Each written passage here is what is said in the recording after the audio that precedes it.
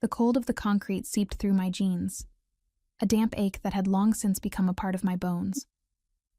I pressed myself deeper into the cavity behind the rusted generator, my breath a ragged, too loud ghost in the cavernous dark of the warehouse. The coppery tang of blood was everywhere. It wasn't mine. Not yet. From my hiding place, I'd seen it all. The argument, the flash of a knife, the wet, final sound. A man was dead on the floor 30 feet away. His life poured out in a dark slick that glistened under the single, swaying work light. His killers, 2 hulking shadows, were now methodically wiping down surfaces, their movements calm, practiced. Professional. I bit down on the soft flesh of my inner cheek, using the sharp pain to silence the scream building in my throat. Don't move. Don't breathe. Be part of the shadow. The mantra was the only thing holding me together. I'd only been here to retrieve a misplaced shipment ledger for my boss, a stupid clerical error that had morphed into a death sentence. Wrong place. Catastrophically wrong time. The main door, a giant slab of metal, groaned open. A new silhouette filled the frame, backlit by the murky twilight outside. He didn't need to step fully into the light for his authority to ripple through the space. The 2 men immediately stopped, standing at attention. Clean? The voice was a blade sheathed in velvet, deep, controlled, and utterly cold. It sliced through the stagnant air and stopped my heart dead in my chest. I knew that voice. It had whispered promises against my skin in a different life. It had laughed, low and warm, in a sun-drenched kitchen. It had said my name, Ilara, like a prayer the night he left, and then it had vanished, leaving only silence for 5 long, empty years. Marco. My husband. No, not my husband. The man who had been my husband. The man who had chosen this world of blood and shadows over me. Nausea, sharp and acidic, burned my throat. The baby moved then, a frantic, fluttering kick beneath my ribs, a tiny prisoner reacting to the panic flooding my system. Oh God. Oh no. I clamped a hand over the swell of my stomach, as if I could hide us both, as if I could push us back into nothingness. Forensics will find nothing, one of the men grunted. But we have a problem. Security cam by the south door was operational. We missed it. Someone was in the blind spot during the altercation. A witness. A beat of silence heavier than the darkness around me. Find them. Marco's command held no inflection. It was an order, terminal, and straightforward. Search the perimeter. Then clear this place. The witness saw your faces? Couldn't have. We had masks until after. But they heard the protocol name. The Serpent. A softer, more dangerous sound. Marco's sigh of pure irritation. Then they've heard enough. Get the witness out of the warehouse. Make it quiet. Make it disappear. Could you make it disappear? The words were final. A death warrant, issued by him. Something inside me broke open. A dam of pure, primal terror. A slight, desperate sound escaped my lips. A whimper, choked and wet. I slapped my own hand over my mouth, my eyes squeezing shut. Too late.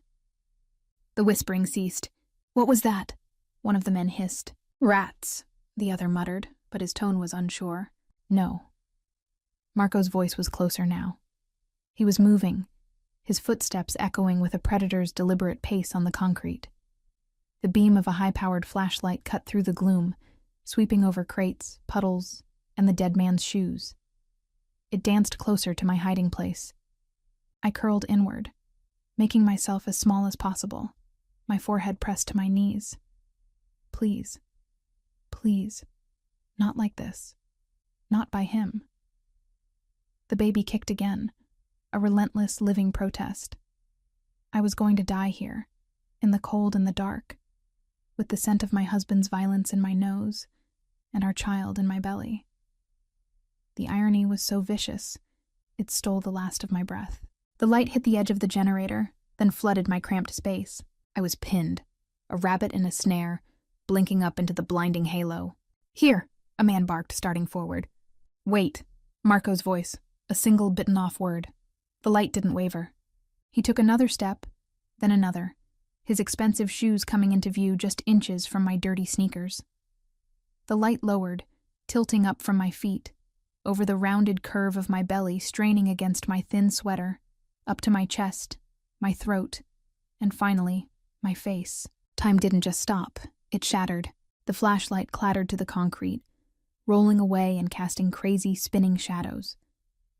The world reduced to the single impossible space between his eyes and mine. His face, older, harder, carved from granite and ice, was a mask of frozen shock. All the color drained from his skin, leaving it ashen under his dark stubble. His lips, that once knew every secret of my body, parted slightly, but no sound emerged. His eyes, those endless, familiar brown eyes I'd drowned in, widened with a recognition that spiraled into pure, undiluted horror. He was looking at a ghost, at a memory he'd tried to bury. As a consequence he never, ever imagined. My own terror was momentarily swallowed by a wave of surreal, heart-stopping clarity. I saw the exact moment his professional detachment exploded. I saw the brutal hitman, Marco the Serpent Vitale, vanish. And in his place, for one fractured second, was just Marco. My Marco. Stricken. He took a half step back, as if I'd struck him. His gaze dropped, dragged down against his will to the undeniable proof of my pregnancy, to the hand still splayed protectively over it. His own hand rose, not toward a weapon, but in an aborted, helpless gesture, fingers curling into a trembling fist midair. The two men shifted, confused by his paralysis. Boss, we'll handle... Don't. The word was a raw, guttural snarl, ripped from a place so deep and wounded it silenced everything. His eyes never left mine. The horror in them was now mingled with something else. A dawning, catastrophic realization, a storm of anguish and fury, and a question so huge it screamed in the silence between us. In that endless, silent second, 5 years of abandonment, of lonely tears, of wondering what I'd done wrong, collapsed into the visceral, bloody now. The man who had been ordered to make me disappear was staring at the wife he'd left behind, carrying a child he didn't know existed. And the world, for both of us, ended and began again. The silence after the flashlight hit the ground was a living thing. It pressed in on my eardrums, a high-pitched hum of pure adrenaline louder than any shout. The only authentic sounds were the distant, indifferent drip of water from a broken pipe and the ragged, sawing rhythm of my own breath. I couldn't look away from his face. It was a map of a war I didn't understand, carved in the 5 years I hadn't seen him. The warehouse yawned around us, a cathedral of decay and violence. The solitary worklight still swung in a slow, pendulous arc, casting long, dancing shadows that made the dead man's form seem to twitch. With every swing, the light would catch the spilled blood, transforming it from black to a terrible, glossy crimson for a heartbeat before plunging it back into darkness. It was a macabre metronome, ticking off the seconds of this impossible standoff. The air was thick, clogged with the scent of motor oil, damp rot, and that pervasive, sweet metallic blood smell. It coated the back of my tongue. I wanted to gag. My hiding place, which had felt like a sanctuary moments before, now felt like a trap. The cold of the generator seeped into my spine, but it was nothing compared to the ice flooding my veins from his stare. He was both terrifyingly familiar and a complete stranger. This was Marco, but Marco rebuilt. The softness I'd known, the lazy morning smiles, the gentle curve of his mouth when he was thinking, had been chiseled away. What remained was all hard angles and ruthless lines, the sharp cut of his jaw, clenched tight, the severe arch of his brows, drawn together in a storm front of confusion and fury. He wore a tailored black coat, open over a charcoal sweater, clothes that spoke of money and power, not of the boy who used to wear faded band t-shirts. He was a king in this kingdom of shadows, and I was a condemned subject who had stumbled onto his throne room. The two men flanking him were statues of confusion. Their eyes, sharp and wary, darted from their boss's stricken face to my crumpled form and back again. I saw the calculations behind their eyes, the shifting protocols. The witness was no longer a faceless problem. I was a complication, and their boss's reaction was the most dangerous variable of all. Marco finally moved, not toward me, but a slight turn of his head toward his men. Out. The word was low, barely more than a breath, but it carried the whip crack of absolute authority. Boss, the protocol, one began, a tall man with a scar bisecting his eyebrow. I said, get out. This time his voice was a blade. It left no room for debate. Wait by the cars now. They went, moving with a swift, disciplined silence, though I felt the weight of their backward glances. The heavy metal door groaned shut behind them with a final, echoing clang that seemed to seal us in a tomb together. The absence of the others did nothing to relieve the pressure. If anything, it intensified it. Now it was just us, the swinging light, the blood, and the years. The space between us, maybe 10 feet of stained concrete, felt like an uncrossable chasm, filled with ghosts and accusations. His gaze fell to my stomach again, and this time it lingered. I watched as his throat worked, as he swallowed hard. The protective hand I had on my belly felt suddenly exposed, foolish. I was showing him my greatest vulnerability, the one I had hidden from the entire world, and he was looking at it like it was a weapon aimed at his heart. Illyra, he said my name. It wasn't the prayer I remembered. It was a shattered thing, a disbelieving exhale that hung in the toxic air. The sound of it broke my paralysis. A raw, fractured sound escaped me. Not a word, just a choked gasp of anguish. I shoved myself backwards, my sneakers scraping against the grit, until my spine hit the unyielding metal of the generator. I couldn't get farther away. The physical action was futile, but I had to try. Every instinct screamed that the man before me was death. He flinched as if I'd struck him. His hand, the one that had curled into a fist, opened slowly. For a dizzying second, I thought he might reach for me. Instead, he ran it roughly over his face. A gesture of profound, bone-deep weariness that was so achingly familiar it stole my breath all over again. The contrast was unbearable. Here, in this place of endings, was the man who had been my beginning. Here, amidst the evidence of his brutal trade, was the swelling proof of a life we'd created in a time of innocence. Safety and danger, trust and betrayal, love and absolute terror. They weren't concepts anymore. They were the concrete under me, the blood in the air, the man standing between me and the door. They were the frantic heartbeat of my child, a pulse of pure life trapped in a scene of death. The warehouse wasn't just a location. It was the physical manifestation of our wreckage, and we were standing at its very center, drowning in the silence. The silence stretched, thin and screaming. It was broken by the sudden jarring vibration of his phone. The sound was obscenely typical, a digital buzz against the primal dread of the space. He didn't move to answer it. His eyes, dark and unreadable now that the first shock had passed, remained locked on me. The phone buzzed again, a persistent, angry insect. Finally, with a slow, deliberate movement that seemed to cost him great effort, he reached into his coat pocket, glanced at the screen, and silenced it without a word. The action felt like a dismissal of the outside world, and that was more terrifying than if he'd taken the call. You need to stand up. His voice was different now. The raw fracture was gone, replaced by a flat, controlled tone that was somehow worse. It was the voice he'd used with his men. The underboss voice. My own voice was a ragged scrap. I'm fine here. You're sitting in filth and coolant. Get up. A command. No room for negotiation. He took a single step forward. I scrambled backward again, a pathetic, crabbing motion. Don't come near me. He stopped, but his jaw tightened. A muscle flickered there. I saw the conflict in the rigid line of his shoulders.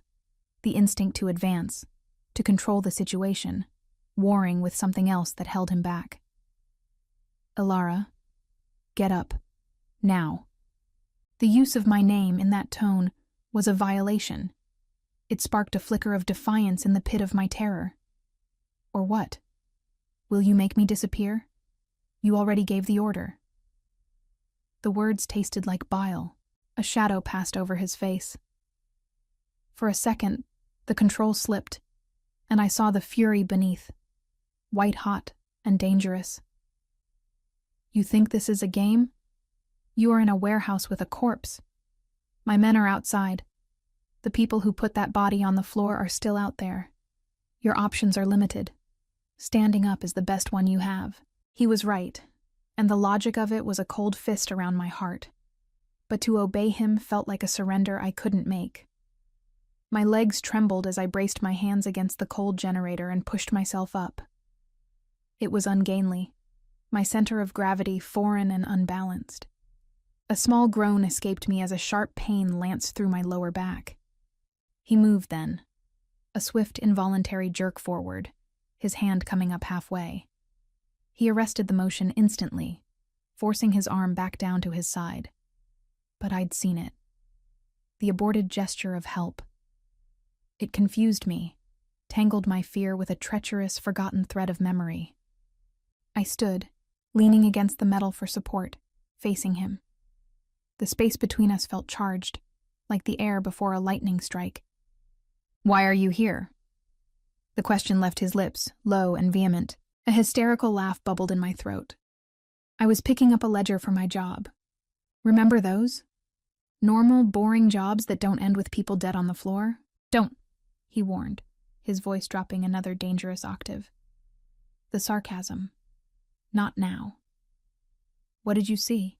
"I saw enough." I hugged my arms around myself, over the baby. A shield. I heard enough. "The serpent." "That's you now?" The name felt grotesque in my mouth. He didn't confirm or deny. His gaze was relentless, scanning me, taking in my worn sneakers, my simple maternity jeans, the old peacoat that was too tight across my shoulders. "You're pregnant." It wasn't a question. It was an accusation, a statement of catastrophic fact. The air left my lungs. "Observant. How far along?" The question was clipped, clinical. "That's none of your business." His eyes flashed. "It became my business the second you walked into my operation." He took another step, closing the distance to 6 feet. The scent of him reached me. Sandalwood soap and cold night air, undercut by something darker, metallic. It was disarmingly familiar, a scent memory that punched through the fear. "How far?" 7 months, I whispered, the defiance leaching away into exhaustion. He absorbed this, his eyes closing for a single long second. When they opened, the calculation was back. "You live nearby. You wouldn't travel far in your condition for a work errand." "I don't live anywhere near here. I moved. After you left." The words hung, unspoken. "Where?" "No. Ilara." My name was a growl. "I am trying to determine the level of exposure. Your address, your routine, it all matters now. Where do you live?" "Away from you." The shout tore from me, echoing slightly in the high ceiling. I was shaking, full-bodied tremors I couldn't control. "You don't get to ask me questions. You don't get to know a single thing about my life. You lost that right 5 years ago when you walked out and never looked back." He moved so fast I didn't have time to flinch. 2 long strides and he was right in front of me, not touching me, but his presence was a wall. I was caged between him and the generator. His heat, his intensity, overwhelmed the damp cold. "You think I didn't look?"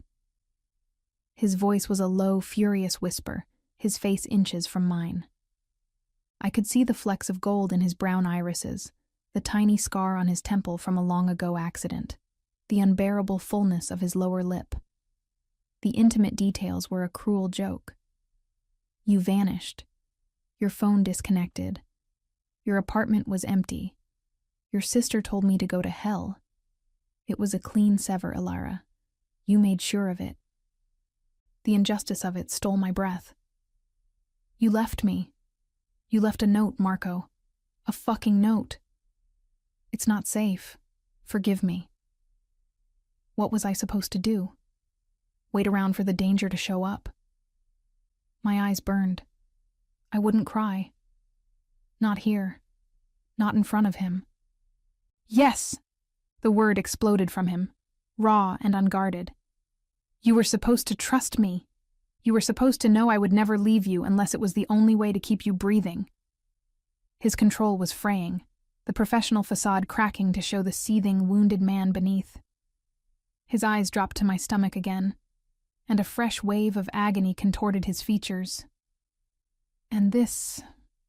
Christ. You were pregnant when I left?" The question was a landmine. The truth was a weapon I'd carried alone for so long. No. I saw the confusing mix of relief and fresh pain in his eyes. I found out 2 weeks after. The test was still in my hand when the landlord came to ask about the broken door. His face went utterly blank. The kind of blank that comes before an explosion. I saw his hands flex at his sides, the knuckles white. What broken door? The one your friends kicked in the night after you left? Looking for something you supposedly took. They were very persuasive. The memory of their hands on me, the threats hissed in my face, the feeling of utter desolation. It all rushed back, colder than the warehouse air. The color drained from his face again. A different kind of horror now, not shock but realization. A dreadful, dawning understanding of a mistake so vast, it was bottomless. They came to the apartment? What did you think would happen? My voice was a broken thing. You were in the life and then you were gone. They thought I was a clue. You wrote that note to protect me. But all it did was leave me there, alone and unguarded for them to find. So no, Marco, I didn't wait. I ran. I hid. I changed my name. I became no one. He stared at me, his breath coming in short, visible puffs in the cold air. The last of his anger seemed to evaporate, leaving behind a devastation so profound it mirrored my own. The tension between us wasn't just fear or old hatred now. It was the excruciating weight of 5 years of misunderstanding, of parallel tragedies, of a protection that had become the very instrument of harm. We were two ghosts haunting the same ruin, just now realizing how the other had died. The devastation on his face should have been a victory. It should have felt like justice, a tiny slice of payback for the years of lonely terror, for the positive pregnancy test held in a shaking hand in a ransacked apartment. But it felt like nothing. It felt like ash in my mouth. The confession, hurled at him like a weapon, now lay spent between us. And all it had done was make the room feel smaller, the air thicker with a shared, suffocating grief. My mind was a shattered prism, every fractured piece reflecting a different terror. He gave the order to erase me. That thought was a cold, sharp stone in my gut. It cycled on a loop, underpinning everything. The man I'd loved, whose child I carried, had looked at a problem, a witness, and issued a terminal solution. His professionalism was more monstrous than any hot-blooded rage. The baby. A separate, more primal panic clawed up my throat. Every instinct was to turn my body, to curve my shoulders around the life inside me, to make a fortress of my own bones. He was staring at my stomach with a look I couldn't decipher. Was it horror? Calculation? Possession? The thought of those hands, the ones I'd seen so calmly command murder, ever touching my skin again, touching our child, made my vision swim with nausea. Yet a treacherous, weak part of my heart spasmed at the memory of his aborted reach, the instinctual jerk forward when I'd struggled to stand. That part was a fool. It was the part that had believed his promises once. It had to be silenced. He didn't know. The 3 words whispered through the chaos, a complicating vine. He hadn't left a pregnant wife. He'd left, believing it was a sacrifice to keep me safe, and in doing so, had delivered me to the wolves. The anguish in his eyes when I'd told him about the broken door. It wasn't faked. It was the look of a man watching his entire worldview collapse into a hell of his own making. That didn't absolve him. Nothing could. But it introduced a dizzying variable. What if, in his own twisted, brutal code, he had loved me? What if he still did? The conflict was a physical pain, a cramping twist beneath my ribs. I wanted to hate him with a pure, clean fire. I needed to. My survival, the baby's survival, depended on seeing him only as the threat he was. But the history was there, a ghost limb ache, and it was entangled with the man now standing before me, looking gutted. I was torn between the desperate need to flee the killer and the shattered, human urge to console the man who seemed just as broken as I was. From Alara's perception of Marco's internal struggle, I could see the war raging in him. It was in the terrifying stillness of his body, a statue forced to contain a volcano. His eyes locked on me were a battleground, the cold analytical gaze of the underboss, assessing a threat, evaluating a contaminated crime scene, fought with a raw, human shock that kept resurfacing. That gaze kept falling to my stomach, and every time it did, a flinch went through him. Subtle but unmistakable. It was as if the sight physically wounded him. I could almost hear the calculations, slamming against each other in his head. Witness liability must be silenced. The protocol is clear. Clashing with Alara, my wife, pregnant, my child, The professional and the personal weren't just at odds. They were mutually exclusive. To choose one was to annihilate the other. His control was a visible, straining thing. It was in the white-knuckled clench of his fists at his sides, the rigid line of his jaw so tight I thought the bone might snap. He was holding himself back by sheer willpower. From what? From grabbing me? From shaking me? From falling to his knees? I didn't know. The not knowing was its own kind of torture. There was a possessive fury there, too. A dark, simmering anger that seemed directed at the universe, at the situation, but also, strangely, at me. How could you not tell me? How could you keep this from me? It screamed from the tension in his shoulders, even though his voice was silent. It was the fury of a man who believed he owned a piece of the world that had been stolen from him, a fury made infinitely more dangerous because it was mixed with a protectiveness that had just been violently, catastrophically redirected. He was looking at me and seeing the greatest vulnerability he'd ever had. And in his world, vulnerability was a target. To protect it, he would have to dismantle the very systems of power and ruthlessness that kept him alive. The obsession was there, the same fierce, single-minded focus I remembered. But it was now poisoned by fear. He was afraid for me. And a man like Marco, afraid for something he'd decided was his, was the most unpredictable creature on earth. The power imbalance was absolute, yet it felt unstable. He held all the cards, the men, the guns, the authority in this grim place. But I held two secrets that had the power to unravel him: the truth of what happened after he left, and the living proof of our past beating beneath my heart. I saw the moment he realized that.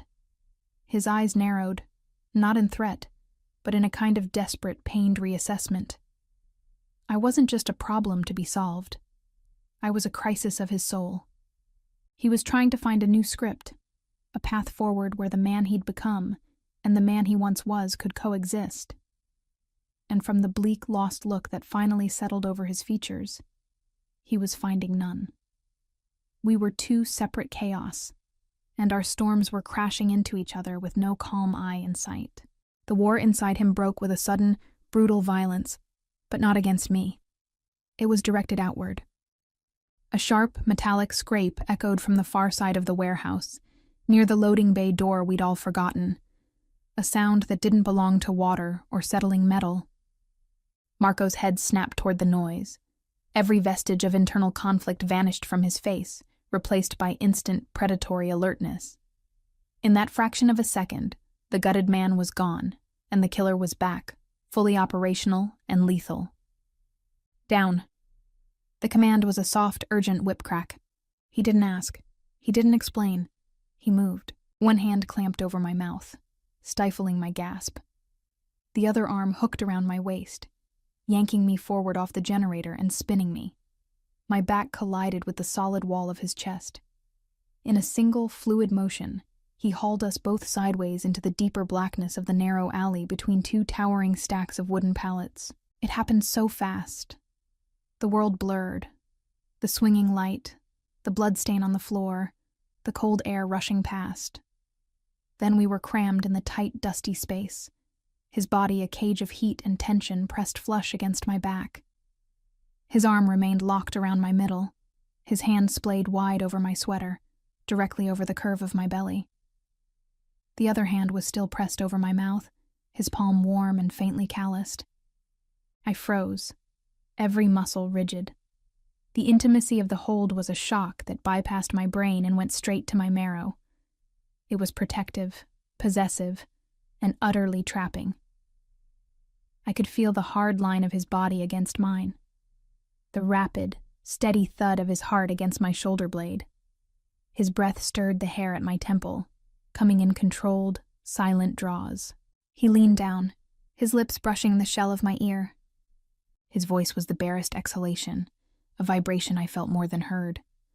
Not a sound. The sensory overload was paralyzing.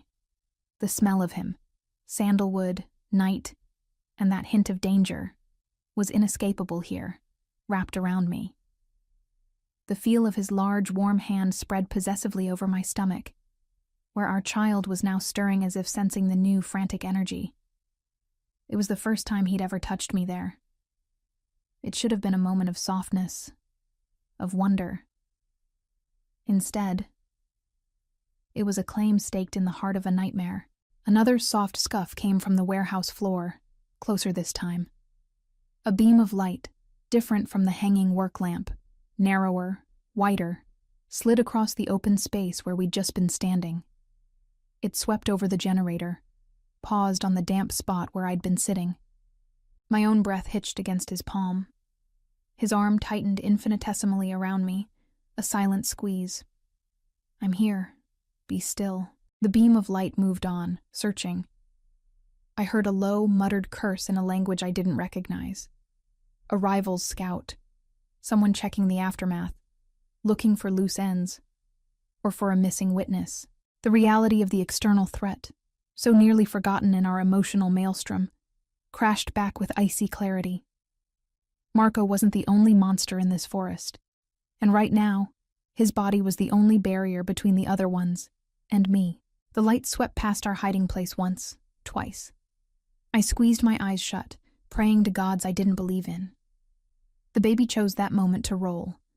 A slow, heavy shift that pressed a tiny foot or elbow right against the exact spot where Marco's hand lay. He went absolutely still.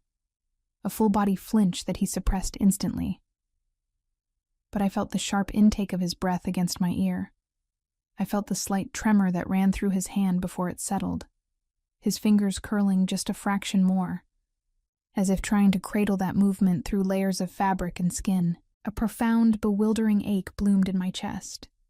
It wasn't fear. It was something far more dangerous. It was the devastating recognition of a moment stolen from an alternate universe. In this universe, he'd been there for the first flutter, where his hand on my stomach was a nightly ritual of awe, not a byproduct of a deadly ambush. The scout's footsteps retreated, moving toward the far door. We waited in the crushing silence, in the unbearable closeness, for what felt like an eternity. I was acutely aware of every point of contact. His thighs against the backs of mine, the solid plane of his abdomen against my spine, the unyielding band of his arm. It was the closest we'd been in 5 years.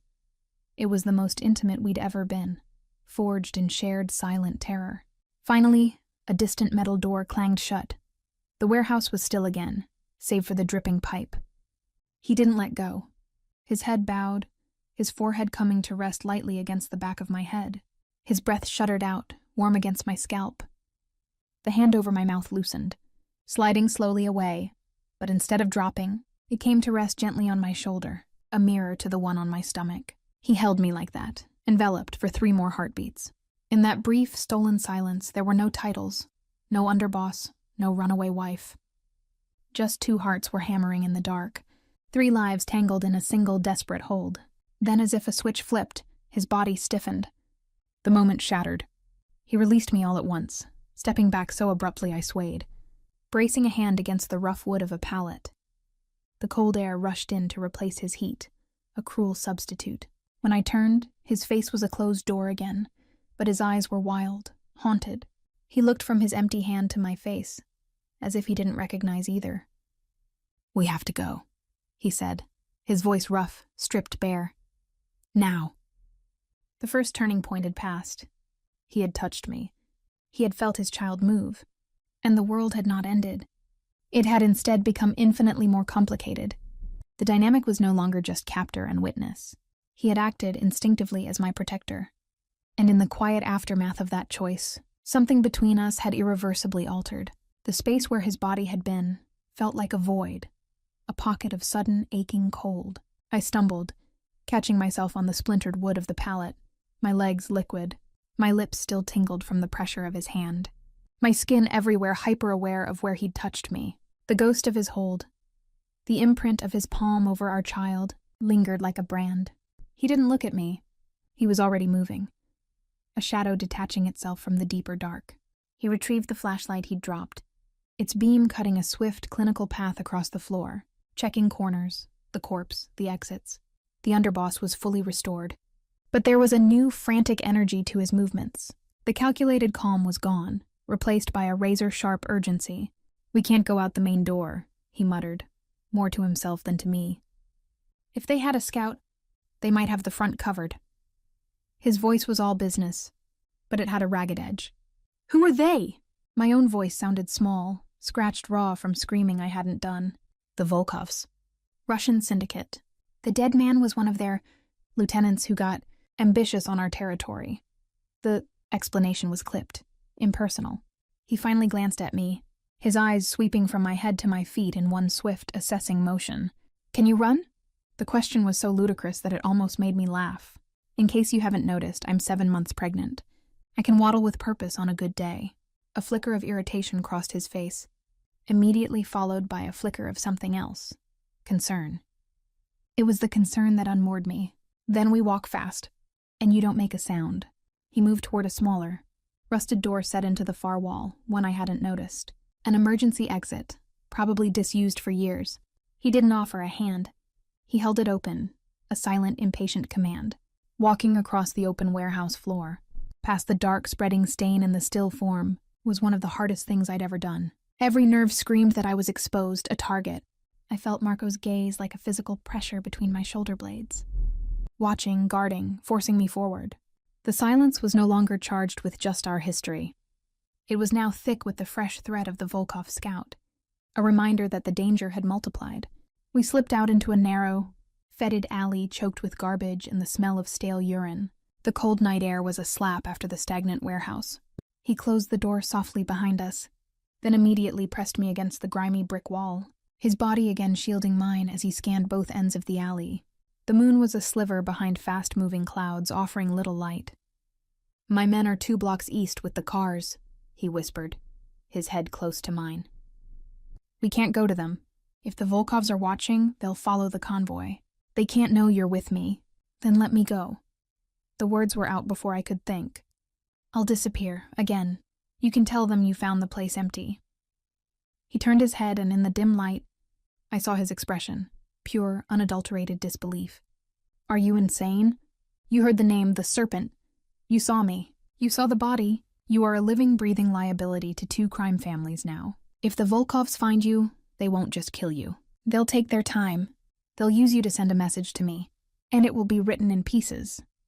His eyes dropped to my stomach for a harrowing second. "You don't get to disappear, Alara. Not anymore. The only way out of this is through." The finality in his tone was a death sentence for my old life. The fragile hope that I could slip away into the night. Back to my tiny, anonymous apartment evaporated. He was right, and the truth was a lead weight in my soul. I was trapped in a game I didn't know how to play, with him as my only deeply unreliable guide. "So what's the plan?" I asked, the defeat leaching into my voice. "I have a place. Off the books. Clean. We go there. We secure you. And I figure out how to contain this." He pushed off the wall, taking my elbow in a firm, impersonal grip. "Stay close. And quiet." We moved through the labyrinth of back alleys, a grotesque parody of a midnight stroll. His grip on my elbow was neither gentle nor cruel. It was efficient, steering me around piles of refuse, guiding me over broken pavement. He was a ghost in the darkness, and I was his awkward, stumbling shadow. Every distant car engine, every shout from a few streets over, made him tense, pulling me into deeper shadow, his body instinctively positioning itself between the sound and me. The complication wasn't just the external threat. It was the new, terrible intimacy of our forced alliance. It was the memory of his body wrapped around mine, the feel of his hand on my stomach. It was the way his professional detachment now felt like a fragile shell over a chaos. I'd glimpsed. He was treating me as an asset to be secured, a problem to be managed. But his actions in the warehouse, the protective crouch, the shattered look when he felt the baby move, spoke of a connection he was desperately trying to deny. For me, the barrier was now a tangled mess. I was supposed to hate him, to fear him. And I did. But the fear was now also for him, for the dangerous position my presence had put him in, with his own organization and his rivals. And beneath it all, humming like a live wire, was the treacherous physical memory of his touch. The man who had abandoned me had also, minutes ago, saved me. The contradiction was a cage I couldn't escape. We emerged onto a quiet, tree-lined street of anonymous brownstones. He led me to a black sedan parked under a broken street lamp, not the sleek SUVs his men had been in, something utilitarian, forgettable. He opened the passenger door. "Get in." I hesitated, looking at the dark interior.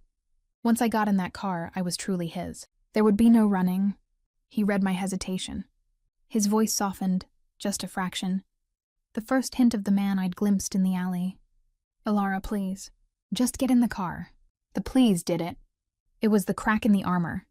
The admission that this was as hellish for him as it was for me. I slid into the passenger seat, the leather cold through my jeans. He closed the door, a sound of finality. As he walked around to the driver's side, I saw him pull out his phone. He typed a quick message, his face illuminated by the cold blue glow. To his men, no doubt, lying, creating an alibi, setting a new protocol. In motion where the witness, me, was no longer a loose end to be tied, but a secret to be kept. He got in, started the engine, and we pulled away from the curb. We didn't speak. The only sound was the purr of the engine and the frantic, silent scream of everything that had changed, and everything that was now to come. The warehouse was behind us, but its shadow stretched long into the night, and we were driving straight into the heart of it. The car was a tomb on wheels. The silence was a thick, smothering blanket, broken only by the hum of the engine and the rhythmic swish-swish of the windshield wipers against a light mist that had begun to fall. He drove with a focused, predatory calm, his eyes constantly flicking to the mirrors, checking for tails, his hands loose but precise on the wheel. The city lights slid past the windows, streaks of neon and sodium, vapor that painted his profile in alternating shades of gold and shadow. I sat curled into myself as much as the seatbelt would allow, my arms wrapped protectively over my middle. The adrenaline was leaching away, leaving a hollow, trembling exhaustion in its wake. And in that hollow, questions swarmed like wasps, each one with a stinger. I stole a glance at him. The hard line of his jaw was set, but there was a tension there that hadn't been present before. It was the tension of a man holding too many truths at bay. "You said you looked for me." The words left my mouth before I could censor them, soft but stark in the quiet car. His gaze didn't waver from the road, but his knuckles whitened on the steering wheel. A long beat passed. "I did." "For how long?" "What does it matter?" The reply was curt, and a door slammed shut. "It matters to me." My voice gained a sliver of strength. "You left a note and vanished. Then you looked? Why?" He exhaled, a sharp, frustrated sound. "I had to know you were safe, that you'd gotten clear. I had sources, people who could check databases, credit trails. There was nothing. You were a ghost. I assumed you'd done a good job." He paused, and when he spoke again, the words were ground glass. "I didn't assume you'd had to run because my colleagues kicked your door in." The accusation in his tone, directed inward but lashing out, was palpable.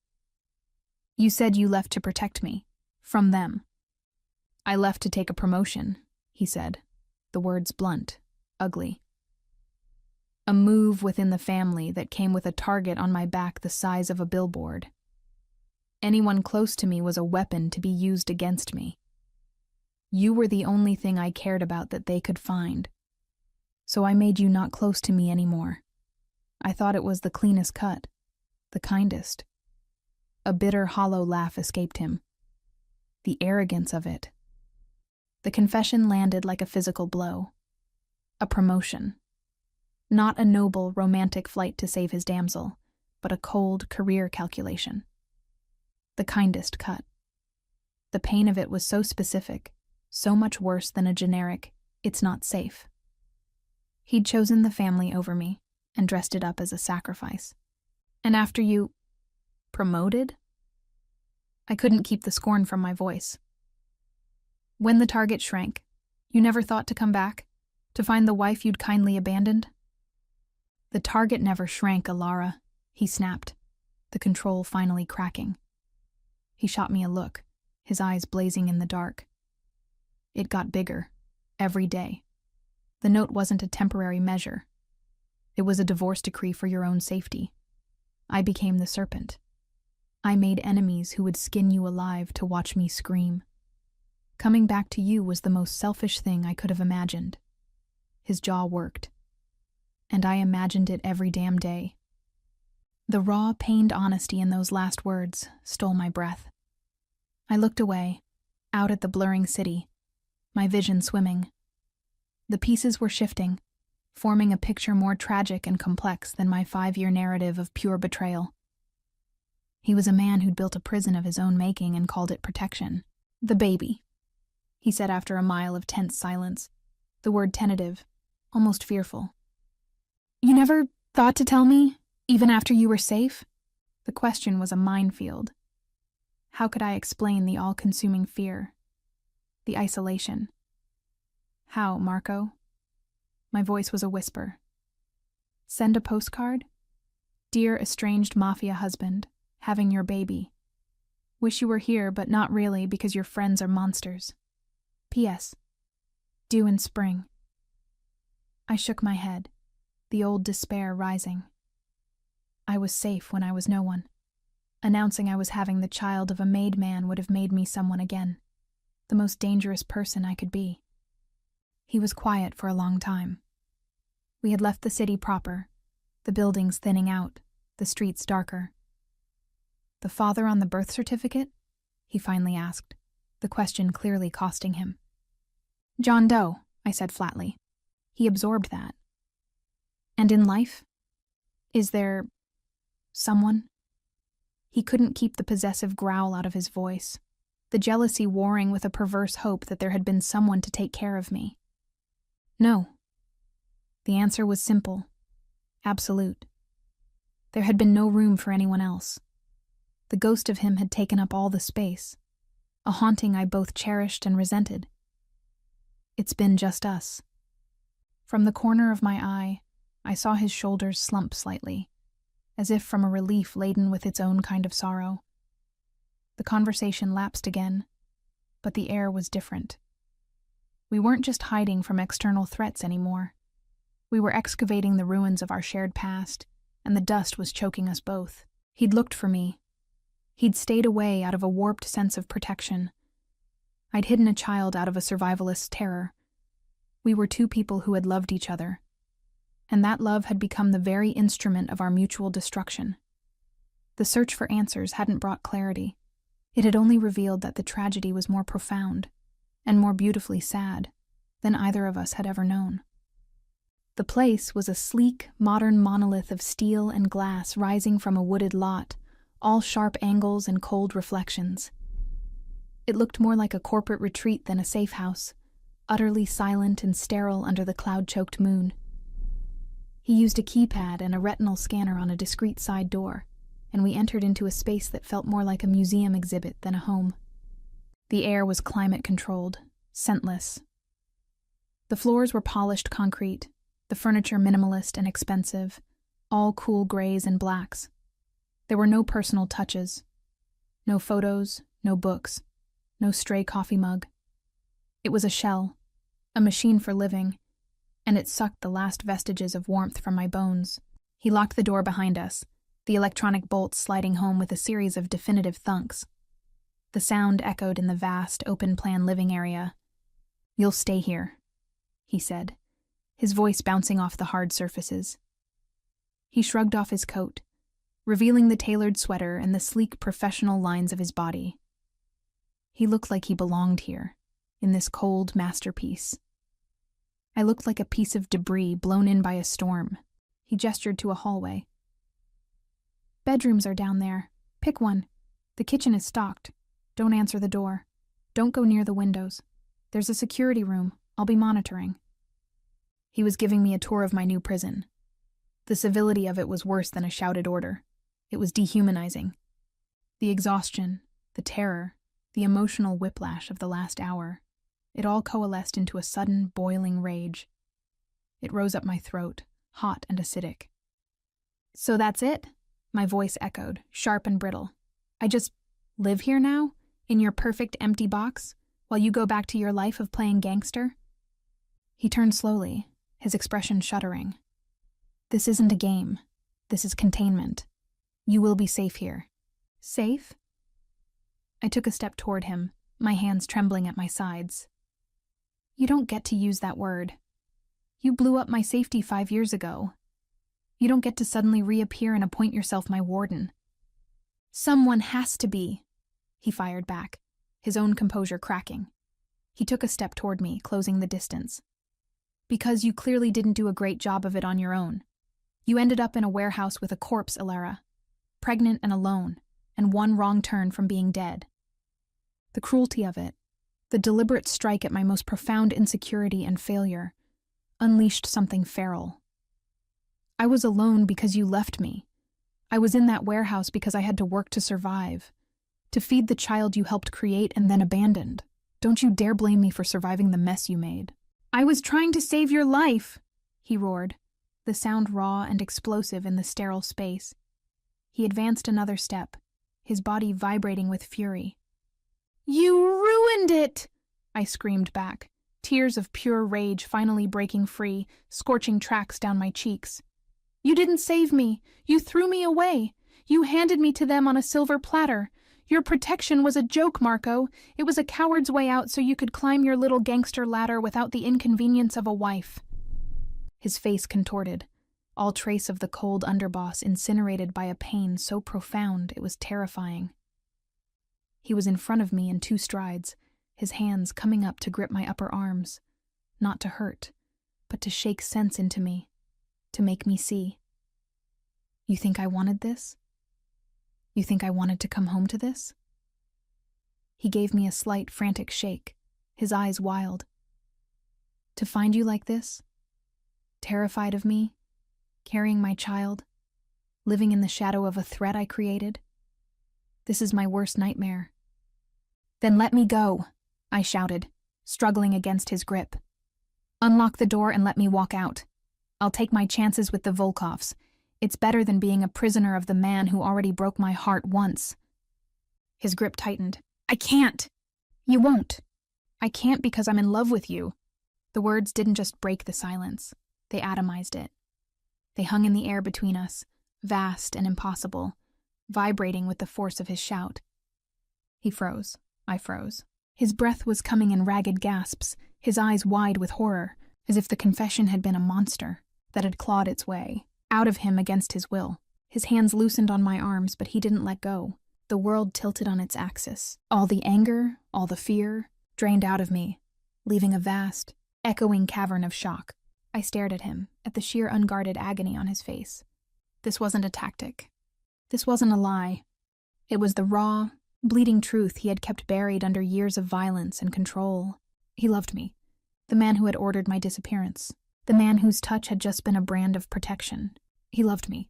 His voice dropped to a shattered whisper, each word a confession torn from a wound.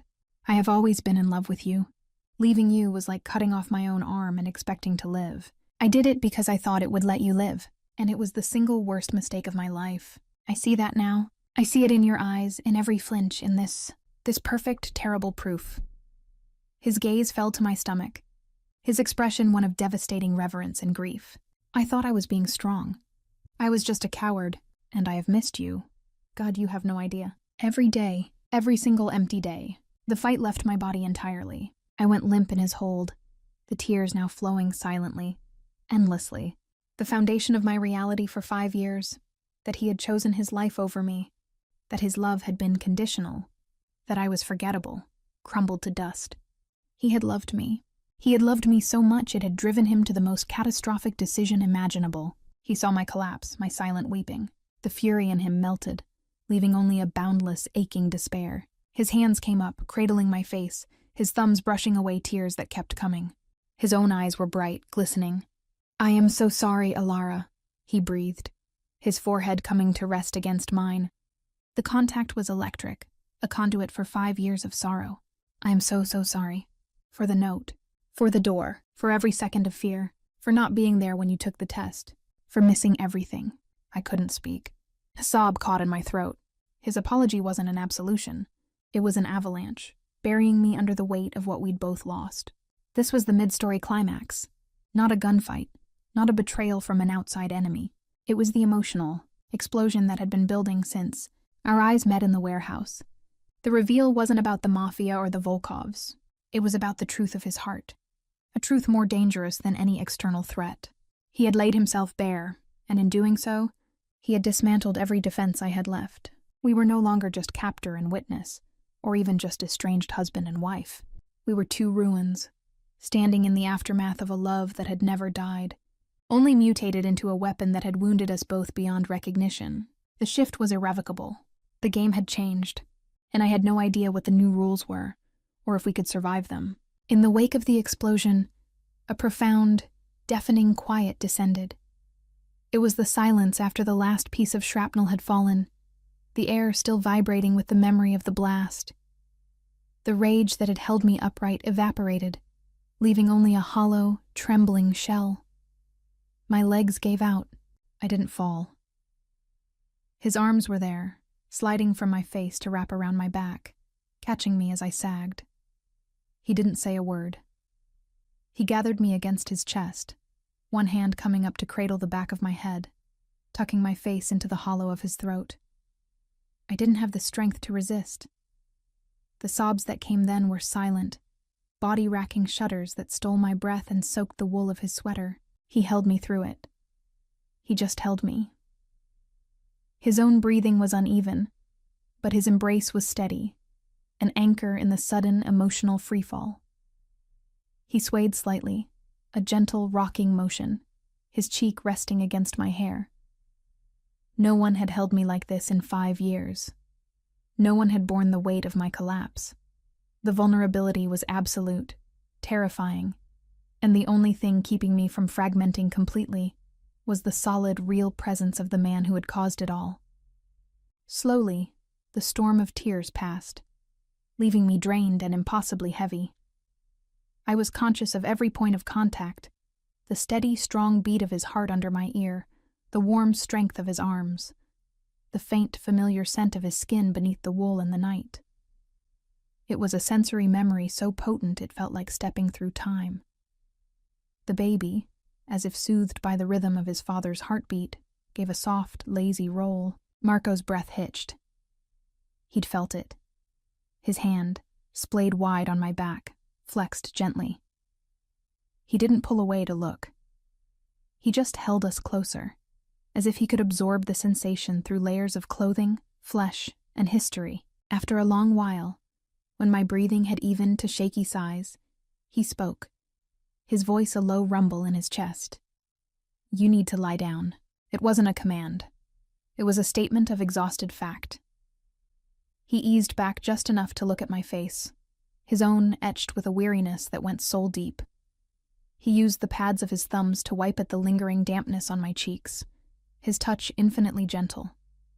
The contrast with the man who had barked orders in the warehouse was disorienting. He kept one arm around me, supporting my weight, and guided me down the hall. He pushed open the first door we came to, revealing another sterile, beautiful room. A king-sized bed with crisp white linens, more gray walls, a floor-to-ceiling window currently blacked out by an automated shade. He led me to the edge of the bed. "Sit." I sat, the mattress yielding softly. He knelt in front of me, his hands going to my sneakers. The sight of Marco Vitale on his knees, carefully untying my dirty, worn shoes, was something my brain could not compute. He slid them off, then my socks, his fingers brushing my cold ankles. The touch was clinical and tender, sending a fresh, confusing ache through me. "You should rest," he said, not looking up. "I can't," I whispered, my voice raspy from crying. "My mind, it won't stop." He finally looked up, meeting my eyes. The raw openness from before was still there, but tempered now by a grim resolve. "I know." He stood. "I'll be right outside the door. Nothing will get to you here, I promise." He turned to leave, to give me the solitude I probably needed. "Don't." The word was out before I could think, a plea, small and broken. He stopped, his back to me, his shoulders tense. "Don't go," I whispered, hating the need in my voice but unable to contain it. The thought of being alone in this cold, silent room, with the enormity of everything that had been said, was worse than the confusion of his presence. "Just sit, not on the floor. Here." I shifted on the bed, making a space beside me. He turned slowly, his expression unreadable. For a long moment, he just looked at me, at the space I'd made. Then, with a quiet sigh of surrender, he crossed the room and sat on the edge of the bed, leaving a careful foot of space between us. He didn't touch me. He just sat, his elbows on his knees, his head bowed. We sat in the quiet dark, the only light a soft strip under the door. The chaos was outside this room. In here, there was only the sound of our breathing and the crushing weight of a love that had been a tragedy. It wasn't peace. It was the eye of the hurricane. But for now, in the devastating aftermath of truth, it was a respite. Two shattered people, sharing a quiet intimacy forged in mutual ruin, not speaking, because there were no words left big enough to hold what we had broken. The quiet was a fragile thing. It lasted perhaps 20 minutes, a pocket of suspended time where the only realities were the soft give of the mattress, the faint sound of his breathing, and the heavy shared knowledge that lay between us like a third sleeping body. I had drifted into a numb, waking doze, my head tilting toward my shoulder, exhaustion finally overwhelming my frayed nerves. The vibration was a violent intrusion. It wasn't a phone ringtone, but a specific, insistent pulse, the kind set for urgent, coded alerts. It came from Marco's pocket. He jolted as if electrocuted, the peaceful slump of his shoulders snapping into rigid alertness in a microsecond. He yanked the phone out, his face illuminated by the harsh, blue-white light of the screen. In its glow, I saw his expression transform from weary surrender to sharp, lethal focus. The man on the bed beside me vanished, replaced by the underboss. "Talk," he answered, his voice low and flat. I couldn't hear the other side of the conversation, only a rapid, tinny chatter. But I saw the effect. His jaw tightened. A muscle in his temple jumped. His eyes, when they flicked to me, were no longer filled with aching remorse, but with a cold, calculating urgency. "Where?" he demanded. More tinny speech. His free hand clenched into a fist on his thigh. "And the other teams? No, do not engage. Fall back to secondary positions. Acknowledge." He listened, then said, "Good." He ended the call and stood in one fluid motion, his silhouette a tense cutout against the dim room. "What is it?" My voice sounded thin, childlike. He didn't answer immediately. He was already moving, pacing to the door and back, a caged predator. "The Volkovs. They're not just sniffing around. They've identified the warehouse district and have 3 teams doing door-to-door searches of known bolt holes and affiliated properties. They're looking for the witness." A new, different kind of cold seeped into my bones. How do they know to look so close? The scout. He must have seen something. A reflection. A footprint in the grime. Something that told him the witness hadn't gone far. He stopped pacing and looked at me, his gaze sweeping over me as if assessing a tactical problem. "They have a description." The room seemed to tilt. Of me? Of a woman, alone, in the vicinity. "They don't have your name or face, but that's enough. They'll be checking security cameras from every shop and traffic light for a 3-block radius. It's a matter of hours before they pull your image. Less, if they get aggressive." The walls of the sterile safe house, which had felt like a prison moments ago, now felt as flimsy as paper. Can they find this place? This property is under a shell corporation 2 layers removed from the family. It's clean, but they don't need to find this place. He ran a hand through his hair, a gesture of pure frustration. "They're hitting all the soft targets. The cafe you might work at, the bus line you might take, your current apartment." My blood turned to ice water. My apartment. My mind raced over the contents. The ultrasound photos tucked in a drawer, the prenatal vitamins on the counter, the unlisted phone number on a piece of paper by the landline. A trail of breadcrumbs leading to Alara, the nobody. "It's compromised," he stated, seeing the horror on my face. "You can't go back. Ever." The finality of it was a physical blow. My books, my few pieces of second-hand furniture, the cheap, cheerful curtains I'd hung to make the place feel like home. All of it was gone. Another life, erased. This time, not by my own choice, but by the scorched earth policy of a gang war I'd accidentally witnessed. My OB, my appointments. The thought was a helpless whisper. "I have a checkup next week. Cancelled. You'll need a new one, under a new name. He said it with the cold efficiency of a logistics officer. The life you built is collateral damage. It's gone. I felt untethered, a ghost again. But this time, I wasn't just responsible for myself. The panic crystallized into a sharp, focused dread. The baby. If they find those records, if they connect me to a clinic, his expression darkened. They will. If they're thorough, they will. Which means we don't have the luxury of sitting here. He was already calculating, his mind moving at a frightening speed. We need to move you again, somewhere more remote, somewhere with no digital footprint at all. Move where? Another one of your empty boxes? A cabin, upstate. It's isolated. No neighbors for miles. Supplied for long-term occupancy. He was already heading for the door. Get your shoes on. We leave in 5 minutes. The abrupt shift from the quiet intimacy of shared exhaustion to this frenetic life-or-death scramble was dizzying. The external threat was no longer a vague concept.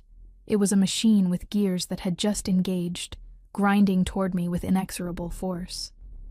Marco was no longer the remorseful husband. He was the strategist, and I was the asset in immediate, extreme danger. As I fumbled with my sneakers, my fingers clumsy with fear, I watched him through the open doorway. He was in the main room, swiftly gathering things. A backpack from a closet, a first aid kit, a box of ammunition from a locked drawer in a console table. The reality was inescapable. The Volkovs were hunting me, and the only thing standing between their brutality and me was the equally brutal man currently loading a gun with practiced, chilling ease. The quiet was gone, shattered by the escalating drumbeat of the threat. The eye of the hurricane had passed. We were now in the second and most violent wall of the storm, and we had to run directly into it. The energy in the car was a live wire, strung taut between us. He drove with a focused intensity, his eyes constantly scanning the mirrors as we left the sparse outskirts for the winding, pitch-black country roads. The cabin he spoke of was still over an hour away. The backpack with its grim supplies was in the footwell behind my seat. Every bump in the road felt like a trigger about to be pulled. My body, pushed far beyond its limits, began to rebel. It started as a low, deep ache in my lower back, a persistent throb that had been building since the warehouse. I shifted in the seat, trying to find a comfortable position. Still, the ache only intensified, wrapping around to the front, settling into a hard, band-like pressure low in my abdomen. I let out a soft, involuntary gasp, my hand flying to the spot. Marco's gaze cut to me instantly. What? Nothing, I breathed, closing my eyes. Just a cramp. From the stress. It had to be. Braxton Hicks. False labor. My mind recited the facts from the prenatal class. A desperate prayer. The pressure built, crested, and then slowly ebbed away. I sagged in relief, letting out a shaky breath. False alarm. 5 minutes later, it came again. Stronger. A definite, undeniable tightening that made my breath catch and my fingers dig into the leather seat. This was no simple cramp. This was my uterus turning to stone, a vice grip that stole the air from my lungs. Alara! His voice was sharper. It's fine, I gritted out, panting through the peak of it. Braxton Hicks, they can be intense. He didn't look convinced. His knuckles were white on the wheel. We drove another mile in silence, the darkness absolute outside the windows. Then, another contraction seized me. This one was longer, more demanding. A small pained whimper escaped my clenched teeth. The car swerved slightly as he jerked his head toward me. That's nothing. It's just stress, I insisted, my voice rising with panic I couldn't control. I couldn't be in labor. Not here. Not now. Not with him. The universe could not be that cruel. The next one hit barely 3 minutes later, so intense it blurred my vision. I cried out, folding over my belly, my forehead pressing against the cool window. The sound of the cry did something to him. It shattered the last of his operational calm. Fuck, he hissed, a raw, terrified word. He slammed on the brakes, pulling the car onto a narrow, overgrown shoulder with a spray of gravel. Before the car had fully stopped, he'd ripped off his seatbelt and was leaning over the console, his hands hovering over me, unsure where to land. Alara, look at me. Look at me. I couldn't. The pain was receding, leaving tremors in its wake. I was panting, tears of fear and pain streaming down my face. It's too early, I sobbed. It's too early, Marco. His face was pale in the dashboard lights, his eyes wide with a panic I had never seen in him. Not in the warehouse, not during the confession.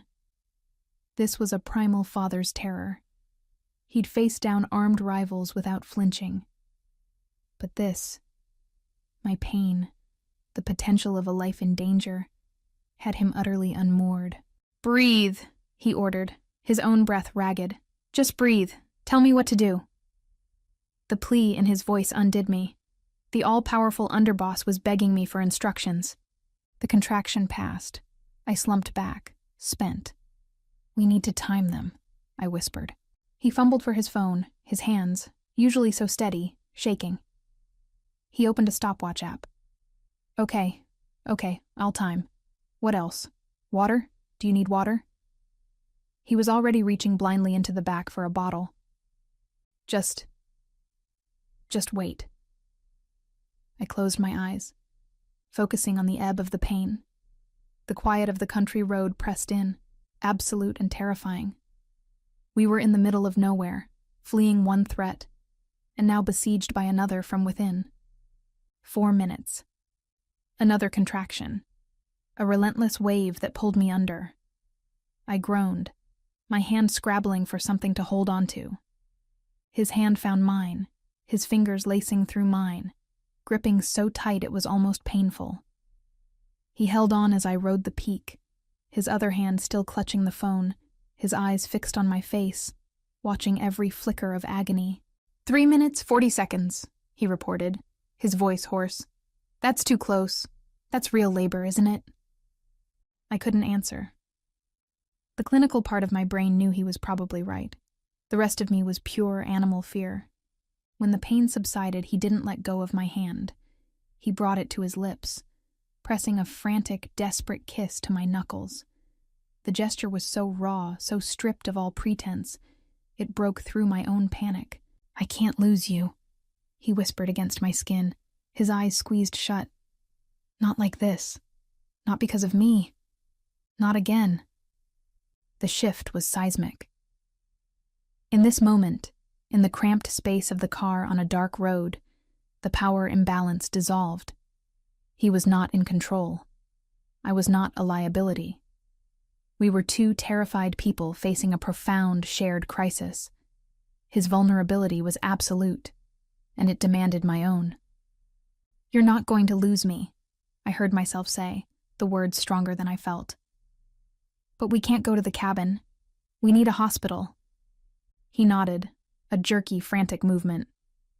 Okay. The nearest one is 20 minutes back the way we came, in town. Town, where people, cameras, and potential Volkov lookouts were present. He knew the risk. He assessed it in a fraction of a second, his eyes meeting mine. The decision was made. "We're going." He released my hand to put the car in drive, but his touch had left a brand. As he pulled back onto the road, executing a tight, fast U-turn, another contraction began to build. "Talk to me," I begged, needing a distraction from the gathering pain. "Just talk." He cleared his throat, his voice tight as he accelerated, pushing the car faster down the dark road. "When I was a kid," he began, the words stumbling out, "I wanted to be an architect. Did I ever tell you that?" It was a nonsensical, beautiful offering. "No," I breathed, focusing on his voice. "I loved the idea of building something that would last, something solid, something beautiful that wouldn't fall down." He gave a short, bitter laugh. "I built a prison instead." He glanced at me, his expression stark. "This child, our child, I will build a world for them where the walls keep danger out, not in." I swear it to you, Ilara. On my life. It was an oath, thrown into the teeth of the pain and the night. And in that moment, as the next contraction peaked and I cried out, gripping the dashboard, I believed him. Not because he was powerful, but because he was helpless. Because his promise was born not from strength, but from the terror of losing us. The relationship had shifted. We were no longer just bound by past love and present danger. We were bound by this, by the imminent, terrifying, miraculous arrival of a new life. He was no longer my captor or my lost husband. He was the father of my child, driving us through the darkness toward an uncertain salvation. And he was as scared as I was. The choice was no longer about trust or forgiveness. It was about survival. And we had just become a team. The 20-minute drive was a hellscape measured in contractions and centimeters of progress on a dark, winding road. Marco drove with a ferocious, controlled recklessness, pushing the sedan to its limits on the curves, his eyes constantly darting from the road to me and back to the mirrors. The stopwatch on his phone ticked off the intervals. 3 minutes, 2:50, 2:30. Each contraction was a mountain I had to climb, and he was my frantic one-person support team. He talked a steady, low stream of words that were equal parts distraction and desperate confession. He told me about the first time he saw me at a coffee shop, and how he'd spilled his drink to have an excuse to talk to me. He described the taste of the cheap champagne at our courthouse wedding. He whispered apologies between directions. Breathe, cuore mio, just breathe. I'm so sorry, turn left here. I'm so sorry, almost there. The pain and his voice became the only real things in the universe. The world outside the windows was a black void, and the only light was the dashboard glow on his strained, pale face. With every groan I made, his jaw tightened, his hands twisting on the wheel as if he could physically wrestle the pain from my body. We hit the outskirts of the town, a cluster of gas stations and closed diners, street lights creating pools of jaundiced, yellow on the empty asphalt, civilization, exposure. The hospital is on the north side. We'll use the emergency entrance, he said, his voice all business again, but the fear vibrated beneath it. He was calculating routes, sightlines. When we get there, you keep your head down. I'll do the talking. What will you say? I panted, bracing as another contraction began to crest. That my wife is in labor and it's coming fast. The word wife hung in the air, a factual lie that felt more true than anything had in years. They won't ask for ID until you're in a room. By then, it won't matter. The plan was flimsy, riddled with holes. Security cameras at the entrance. Admissions paperwork. But it was the only plan we had. The Volkovs were looking for a woman alone, not a pregnant woman arriving at a hospital with a man in a panic. We had to bank on the chaos of an ER and the universal distraction of imminent birth to be our camouflage. The hospital appeared, a blocky, lit-up complex against the night sky. The emergency room sign was a beacon of terrifying relief. He pulled under the portico, slamming the car into park. Before I could unbuckle my seatbelt, he was out of his door and around to mine, pulling it open. His arms came around me, strong and sure, lifting me from the seat as if I weighed nothing. He cradled me against his chest, my face buried in his neck. Head down, he murmured into my hair, and I obeyed, turning into him. I was a bundle of pain and fear, and he was my shield. He carried me through the automatic doors into the blinding, sterile light and the low-grade chaos of a small-town ER. A triage nurse looked up from her station, her eyes widening. My wife, Marco barked, his voice a masterpiece of frantic, authoritative husbandhood. She's 7 months.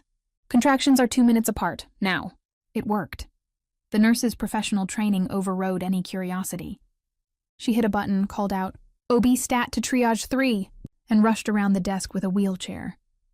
Marco set me gently into the chair, but didn't let go of my hand. He stayed glued to my side as they whisked us through double doors, down a corridor, into a curtained assessment bay. Nurses swarmed, asking questions. My name, my doctor, my due date. Ella, Marco answered for me, the alias smooth and immediate. Her doctor is in the city. We were driving to visit family when it started. We came straight here. His lies were delivered with a perfect blend of fear and impatience. He never let go of my hand. A resident arrived, brusque and efficient. As she helped me onto the bed to check my dilation, Marco was forced to step back.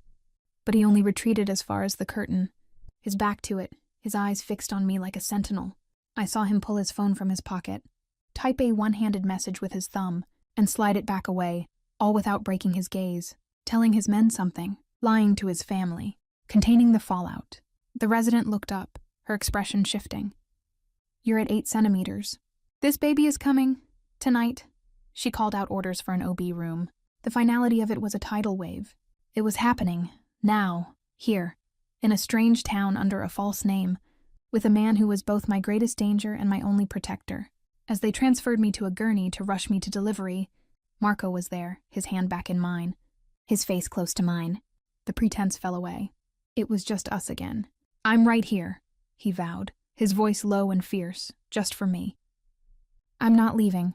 No one gets past me. You hear me? You and our child are the only things that matter. Nothing else exists." It was the promise and the threat inextricably linked. He was drawing a line in the sand of the sterile hospital floor. On one side was the world, the Volkovs, his own obligations, the past. On our side was he, a fortress of singular, terrifying purpose. The build-up was over. The chess pieces were in place. My vulnerable body, his lethal resolve, the unknown of birth, and the lurking threat of our enemies who were, even now, perhaps searching these very halls. The climax wasn't just the birth. It was whatever would come crashing through the door to try and stop it. The delivery room was a blur of antiseptic light and urgent controlled voices. They got me onto the bed, monitors strapped to my belly, an IV started in my hand. The pain had become a continuous, roaring sea with only brief, gasping lulls between waves. I was losing myself in it, fragmenting into pure sensation. Marco never left. They tried to make him, a nurse gently suggesting he wait outside. But one look from him, a silent, volcanic promise of violence, made her step back. He stood at the head of the bed, to my left, a fixed point in the chaos. His right hand was locked with mine. His left rested on my shoulder, a grounding, warm weight. "Look at me," he commanded during each crushing contraction, his face filling my vision when I threatened to spiral away into the pain. "Right here, Alara. I'm right here. Breathe with me."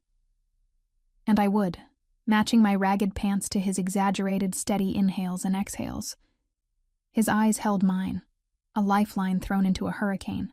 The doctor, a calm woman with efficient hands, announced I was fully dilated.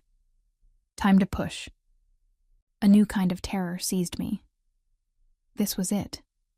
No turning back. My body was about to tear itself open to deliver a life into this dangerous, unwelcoming world. A sob escaped me. "I can't." "Yes, you can." Marco's voice was absolute, a bedrock beneath my fear. He leaned down, his lips brushing my sweat-drenched temple. "You are the strongest person I have ever known. You have survived everything. You will survive this. And I will be here to catch you both." He straightened, his gaze never wavering. "Now push." I pushed. I pushed with every ounce of fear, every shred of anger, every buried hope I had left. I went against the pain, against the past, against the Volkovs, against fate itself. Marco's hand was crushed in my grip, but he didn't flinch. He counted, he urged, he praised. Good. So good. Again. For us. For our family. The word family, from his lips in this moment, unleashed a final primal strength. With a scream I didn't recognize as my own, I gave one last monumental push. And there was silence. A beat of absolute breathless void, then a thin, furious, beautiful wail pierced the air. The sound was a physical shock. My body went limp, tears of sheer, overwhelming exhaustion and emotion flooding my eyes. The doctor held up a tiny, slick, wriggling body, a perfect red-faced miracle, squalling its indignation at the bright, cold world. "It's a girl," the doctor announced, smiling. "A girl, our daughter." I was sobbing, my hands reaching out instinctively. They placed her on my chest, skin to skin, a warm, living weight. Her cries softened to disgruntled hiccups as she felt my heartbeat. I stared down, drinking in the shock of dark hair, the button nose, the perfect miniature fingers splayed against my skin. The love was instantaneous, a supernova in the center of my soul, obliterating everything else. I looked up through my tears to find Marco. He was staring at our daughter, utterly transfixed. All the hardness, the calculation, the danger had melted from his face. He looked young, awestruck, and utterly shattered. His eyes were wide, glistening with unashamed tears that traced clean tracks down his stubbled cheeks. His free hand, the one not still gripping mine, rose slowly, hovering near the baby's head as if she were made of spun glass. "Marco," I whispered. He dragged his gaze from her to me. The love and wonder in his eyes, directed at me now, was almost too much to bear. It was the look from my dreams, the one I'd given up hope of ever seeing again. He bent, his forehead touching mine, his tears mingling with mine. "Thank you," he breathed, the words of prayer. "My brave, beautiful wife, thank you." We stayed like that for an infinite moment, a tiny, perfect universe of three. The universe shattered. The door to the delivery room burst open with such force that it slammed against the wall. A man in dark clothes stood there, not a doctor, not a nurse. He was panting, his eyes wild, a pistol held low at his side. One of Marco's men. Leo, the one with the scar through his eyebrow. "Boss," he gasped, ignoring the shocked medical staff. "They're here. Volkov's men, in the hospital. They're checking the ER logs. They'll be on the maternity floor in minutes." The peaceful bubble exploded into a million shards of razor-sharp reality. The doctor froze, clutching our now startled, crying daughter closer to me. The nurses stared, horrified. Marco's transformation was instantaneous and terrifying. The awestruck father vanished. His face hardened into a mask of cold, deadly fury. He dropped my hand, but not before giving it one final, fierce squeeze, a promise and a goodbye. He stepped away from the bed, placing his body squarely between us and the open door. His posture changed, radiating a command so potent it filled the room. "Get them out," he ordered Leo, his voice like frozen steel. "The back stairwell. Take them to the secondary location. Now." "Boss, you need to come," Leo started. "Now!" Marco roared, the sound vibrating in the small room. He didn't look back at me. "Your only job is to get my wife and my daughter to safety. If a single hair on their heads is harmed, your life is forfeit. Do you understand?" "Yes, sir," Leo nodded, moving swiftly toward the bed. "Marco, no!" I cried, clutching our baby to my chest. He finally looked over his shoulder. The love was still there, but buried beneath a layer of ferocious, sacrificial resolve. "Take care of our girl," he said, his voice softening just for me. "I will find you." It was an oath. He turned back to the door, drawing a sleek black pistol from a holster at the small of his back. The sight of it, in this room of life, was a horrifying obscenity. "Go," he said to Leo. And then he was gone, slipping into the hallway, a shadow moving to meet the advancing threat. Leo was efficient, brusque. "Ma'am, we have to move, now." He helped a nurse wrap the baby securely and guided my shaking postpartum body from the bed into a wheelchair. My legs wouldn't hold me. My heart was torn in two. They wheeled me out a rear door of the delivery suite, into a sterile service corridor, toward the emergency stairwell. As the heavy door swung shut behind us, cutting off the view of the room where my daughter had been born, I heard it, the first unmistakable pop of gunfire, muffled by distance and walls, but clear as a bell. Then another, a scream, not mine, echoed from the direction Marco had gone. The chapter climax wasn't the birth. It was this, the brutal collision of the life we had just created with the death that forever chased him. It was the sound of a father's protective gunfire ringing through a hospital, a love letter written in violence, as his newborn daughter cried in my arms and we fled into the dark. The stairwell was a concrete throat swallowing us whole.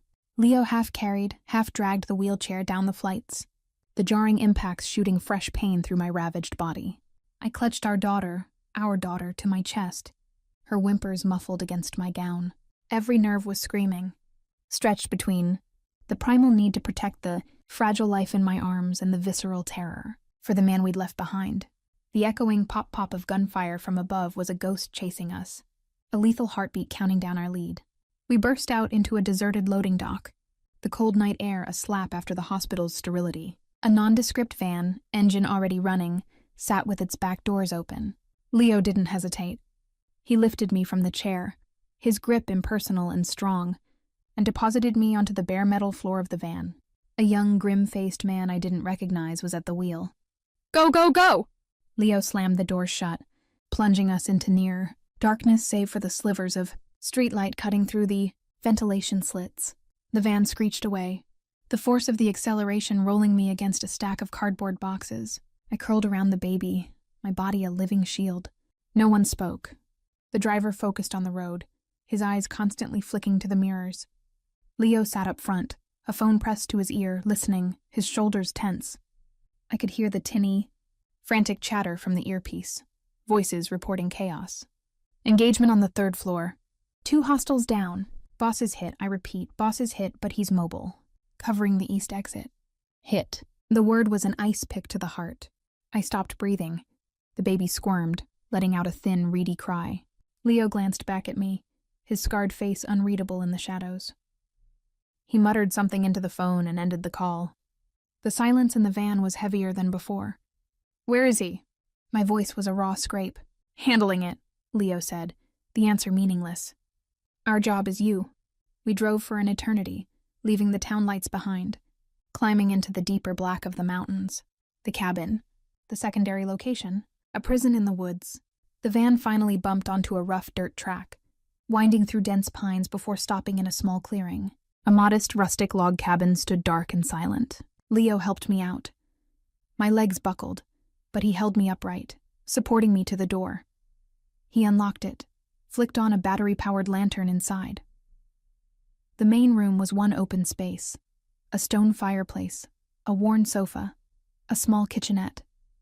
It smelled of pine and damp. A far cry from the sterile safe house. This was a bolt hole in the truest sense. He guided me to the sofa, then efficiently started a fire in the hearth, the crackling flames soon pushing back the deep, consuming cold.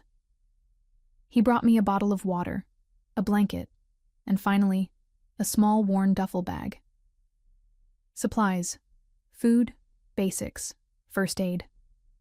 He stood back, his mission complete.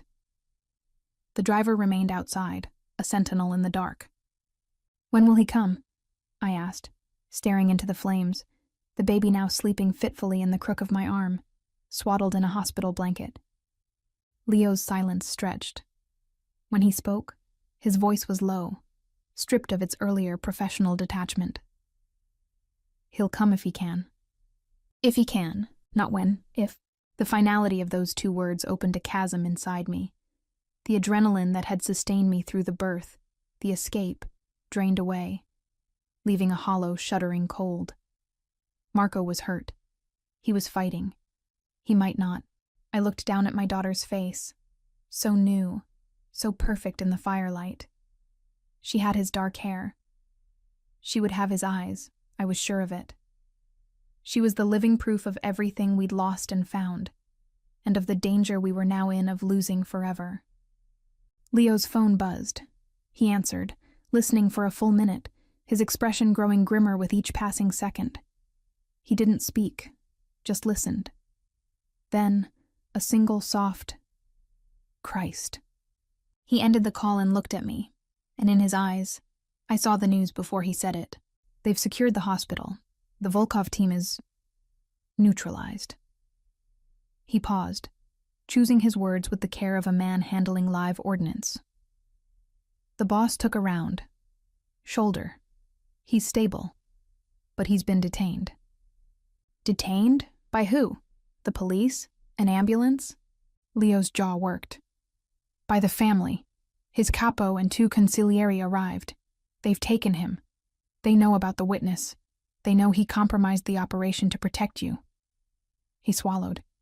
"They're calling it a breach of oath, a betrayal of the blood."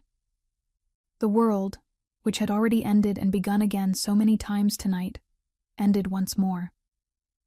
This wasn't an external enemy. This was his own. The very structure he'd given me up for, the power he'd chosen, was now turning on him because of that choice. The irony was a knife twist. "What will they do?" I whispered, my voice barely audible over the crackle of the fire. Leo wouldn't meet my eyes. "There will be a conclave, a judgment."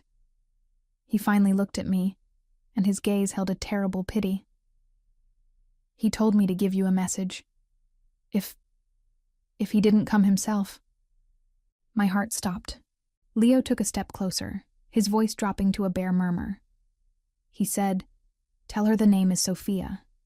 A muscle ticked in Leo's jaw, and he said, "Tell her I'm sorry, for the first breath I missed and for everyone after."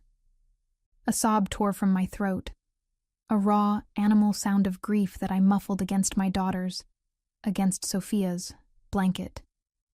He'd named her. In the midst of the gunfire and the blood, he'd named our daughter. And he'd said goodbye. Leo backed toward the door. "I have to go. There are protocols. You are safe here. No one knows this place but him and me. You have food, water, and wood.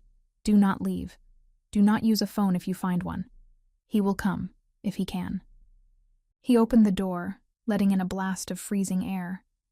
He hesitated on the threshold. "He's the best man I've ever known," he said, the loyalty stark in his voice. Then he was gone. The door closed, the locks engaged from the outside. Silence, complete and utter, descended, broken only by the pop of the fire and Sophia's soft, sleeping breaths. I was alone, truly alone, in a cabin in the woods, with a newborn and a heart shredded into pieces. I looked from the fire to my daughter's face, to the dark, locked door, and out the window into the impenetrable black forest. Marco was gone, taken by his own people. His fate hung in the balance of a Mafia tribunal. The Volkovs might be temporarily beaten back, but they would regroup. And I was in hiding, waiting for a man who might already be dead, with only the echo of his final, heartbreaking apology and the name he'd given our child to keep me company. The cliffhanger wasn't a question of physical escape. It was an emotional and existential void. Would the man I had just begun to forgive, the father of my child, survive the judgment of his brothers? Would he ever walk through that door to see his daughter take her second breath, her 10th, her 1000th? Or was I now a widow in every way that mattered, left with only a name and a ghost? I held Sophia closer, the warmth of her tiny body the only heat in a suddenly freezing world, and wept into the silent, waiting dark. The mountain cabin became my entire world. Days bled into nights marked only by Sophia's cries, the crackle of the fire, and the crushing weight of waiting. Leo's words, "if he can," echoed in the silence, a torturous refrain with every creak of timber in the wind. I learned the rhythms of survival. Melt snow for water. Feed the fire. Change diapers made from torn t-shirts. Hold my daughter and whisper promises I wasn't sure I could keep. Her face, as it lost its newborn redness, revealed him more each day. The shape of his brow. The determined set of her mouth when she rooted to nurse. She was a living piece of him, and I ached with the fear that she was all I'd ever have. On the 5th morning, the sound was wrong. Not the wind, not an animal. The low growl of a single engine, approaching slowly up the dirt track. Not the van. My blood turned to ice. I snatched up the kitchen knife from the counter, the one I'd taken to sleeping with, and moved to the window, pulling the curtain back a fraction. A black sedan, dusty and nondescript, rolled to a stop where the van had been. The engine cut. The silence that followed was heavier than the mountain air. The driver's door opened. A man got out, just one. He was dressed in simple dark jeans and a heavy sweater, a stark contrast to the tailored coat from the warehouse. He moved stiffly, favoring his left side, his right arm held close to his body. A sling would have been too obvious, but I could see the careful restraint in his movements. His face was pale beneath the scruff of beard, etched with lines of exhaustion and pain that hadn't been there a week ago. Marco. He didn't approach the cabin immediately. He stood by the car, his eyes scanning the tree line, the cabin roof, the smoke from the chimney, assessing, constantly assessing. Then his gaze found the window where I hid. He didn't wave. He didn't smile. He stood waiting.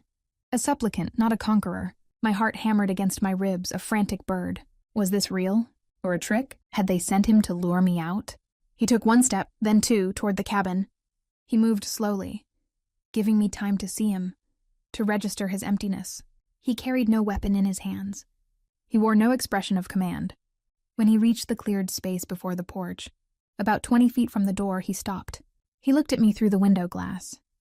His eyes, even from this distance, were different. The cold calculation was gone. The fury, the obsession, the control, all burned away. What remained was raw, exposed, and terrifyingly open. He looked like a man who had been dismantled and rebuilt around a single, central truth. He saw the knife in my hand. A flicker of pain crossed his face, but he nodded, as if he expected nothing less. Ilara. His voice, rough from disuse and smoke, carried on the cold air. It wasn't a command. It was an offering. I didn't move. I couldn't. He swallowed, his Adam's apple bobbing. I have no right to ask you to open this door. He spoke clearly, letting each word land. I'm not here as your husband. I'm not here as the man who left you. I'm certainly not here as the serpent. He glanced down at his own hands, as if surprised to find them empty. That man is dead. The family held their conclave. I stood before them and I renounced it all. My title, my territories, every dollar, every asset, every thread of loyalty owed to me. I gave it all back. In exchange for one thing. A tear traced a hot path down my cheek. I didn't wipe it away. Your names, he continued, his voice gaining strength. Yours and Sophia's, on the family's protection ledger. Not as witnesses, not as liabilities, as my blood. As an untouchable. If anyone, from any family, ever looks at you with harm in their heart, it becomes an act of war against the Vitale family. It's the only vow I had left that was worth anything. He had traded his kingdom for a shield. He had become a ghost so we could be real. I have nothing, he said, the words simple, stark. No money, no power, no name that means anything in that world. I have a bullet wound that needs cleaning and a set of skills that don't translate to anything legal. He took a slow, painful step closer. All I have is the location of this cabin, and the hope that the woman inside might let me see my daughter. The knife trembled in my hand.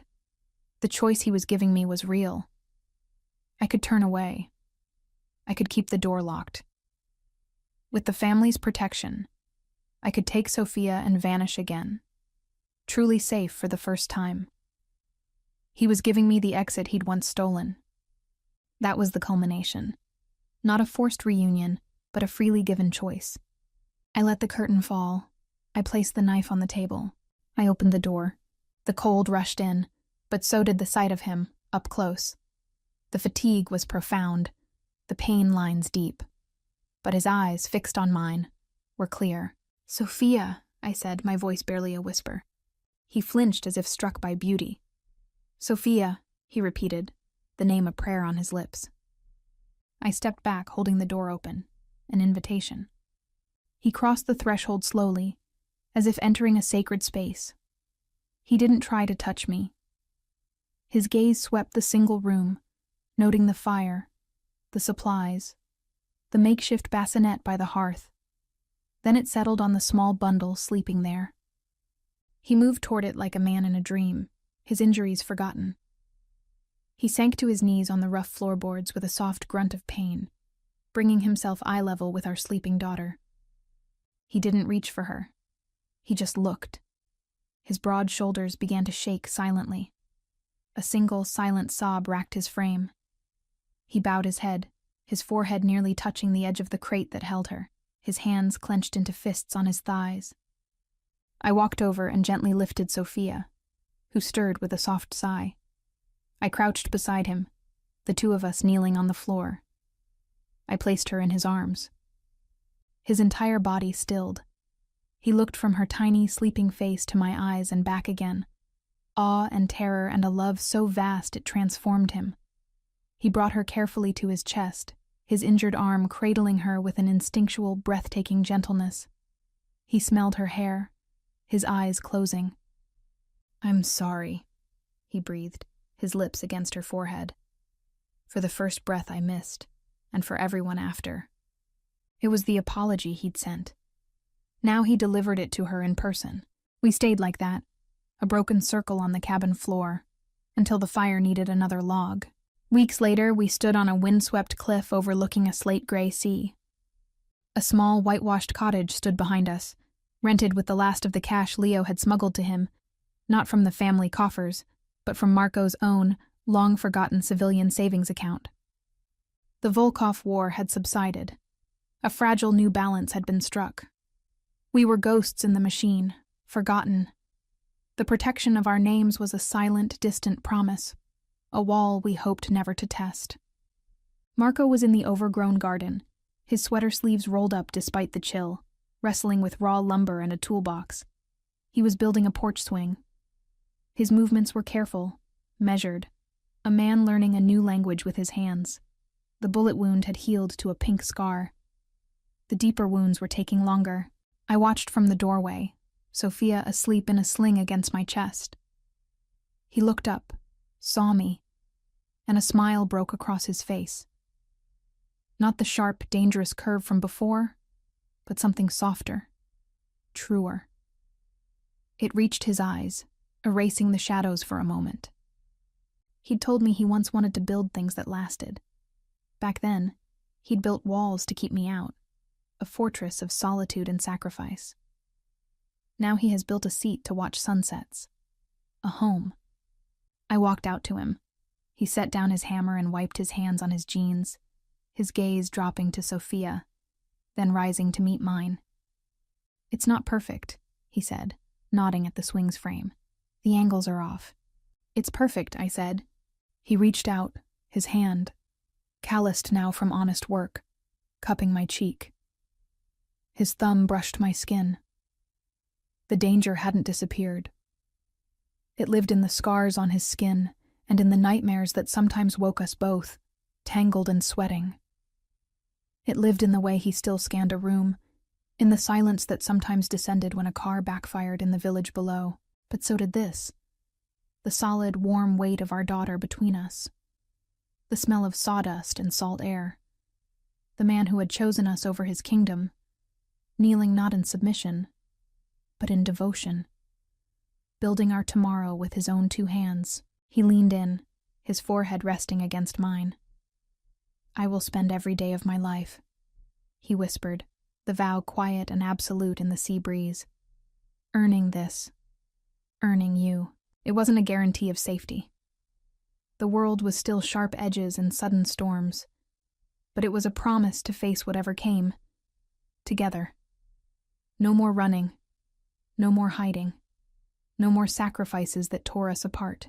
For the first time in forever, with the wind off the sea tangling our hair and our daughter's breath warm against my chest, it felt like more than enough. It felt like everything.